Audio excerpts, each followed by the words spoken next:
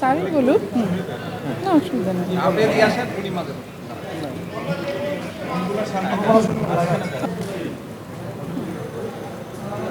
রাষ্ট্র সংস্কার আন্দোলনকে রাজনৈতিক দল হিসাবে কেন নির্বাচন কমিশনের নিবন্ধিত করা হবে না, এইটা নিয়ে আমরা আজকে হাইকোর্টে আমাদের একটা রিট ফাইল করেছিলাম, সেটা শুনানি করেছি এবং শুনানি শেষে হাইকোর্টের মাননীয় বিচারপতি জনাব আকরাম হোসেন চৌধুরী এবং দেবাশিস রায় চৌধুরী, তাদের যে বেঞ্চ, তাদের সম্মিলিত বেঞ্চ আগামী 2 সপ্তাহের মধ্যে এই বিষয়ে কারণ দর্শানোর জন্য নির্বাচন কমিশনের উপরে রুল জারি করেছেন এবং এটা স্পেশাল মেসেঞ্জারের মাধ্যমে তাদের কাছে পাঠানোর অনুমতি দিয়েছে। আমরা অন্যান্য রাজনৈতিক দলের মতোই হাসিনার আমলে নিবন্ধনের জন্য দরখাস্ত করেছিলাম। সেই দরখাস্তে তারা বলেছিলেন যে আমাদের গঠনতন্ত্র পরিবর্তন করতে হবে। আমরা গঠনতন্ত্র পরিবর্তনের জন্যে কাউন্সিল আহ্বান করে আমাদেরকে সময় দেওয়ার জন্য বলেছিলাম। তারা আমাদেরকে সময় মঞ্জুর করে নাই। আমরা তখন একটা রিভিউ দরখাস্ত করেছিলাম, সেইটা নামঞ্জুর করেছিল। সে অবস্থার পরে আমরা এই আর নিবন্ধনের জন্য কোনো রকমের উচ্চ আদালতে আসি নাই। আমরা সরকার বিরোধী আন্দোলনে ছিলাম। আন্দোলনের পরবর্তীতে এই সরকারের, হাসিনা সরকারের পতনের পরে আমরা আবার আমাদের নির্বাচন কমিশনে নিবন্ধনের জন্য যাই।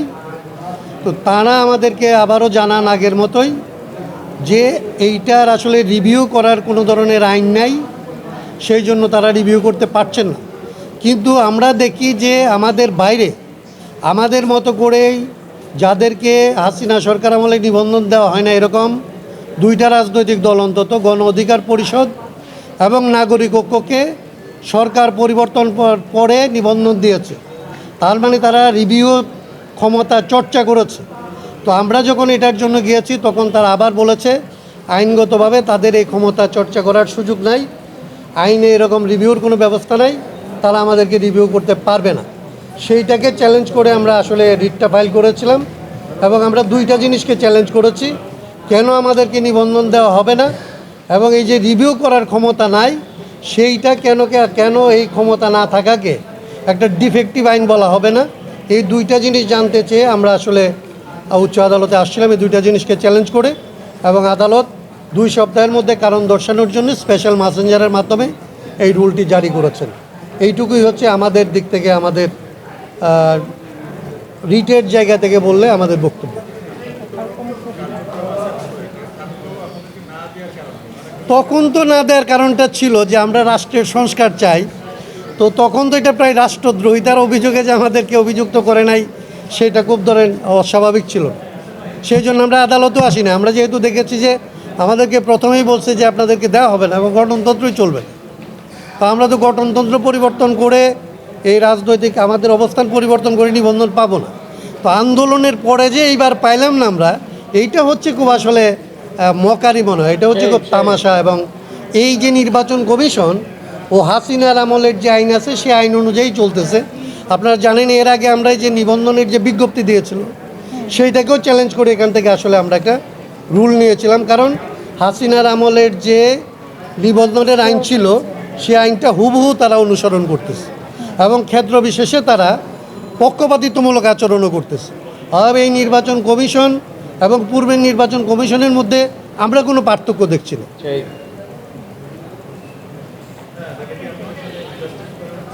নিশ্চয়ই আমাদের সাথে ইনজাস্টিস তো করা হচ্ছে, এটা তো পরিষ্কার। হয়তো আমাদের আদালতে আসার কোনো প্রয়োজন পড়তো না। এই আন্দোলনে আপনারা যারা রাজপথে ছিলেন আমাদের পাশে, আপনারা তো জানেন যে আমাদের জন্ম থেকে এই লড়াইয়ের সাথে আমরা ছিলাম।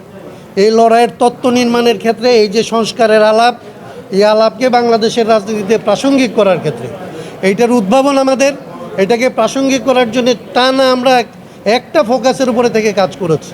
তো আমরা নিবন্ধন পাই নাই, বাংলাদেশে অন্যান্য রাজনৈতিক দল ইসির নিবন্ধন পেয়েছে। তারা কোনো স্পেসিফিক কোনো মানে অভিযোগই করে নাই, তারা একটা বেগ অভিযোগ করেছিল তখন আমাদের বিরুদ্ধে। মূল অভিযোগটা হচ্ছে রাষ্ট্র সংস্কার। ধন্যবাদ আপনার।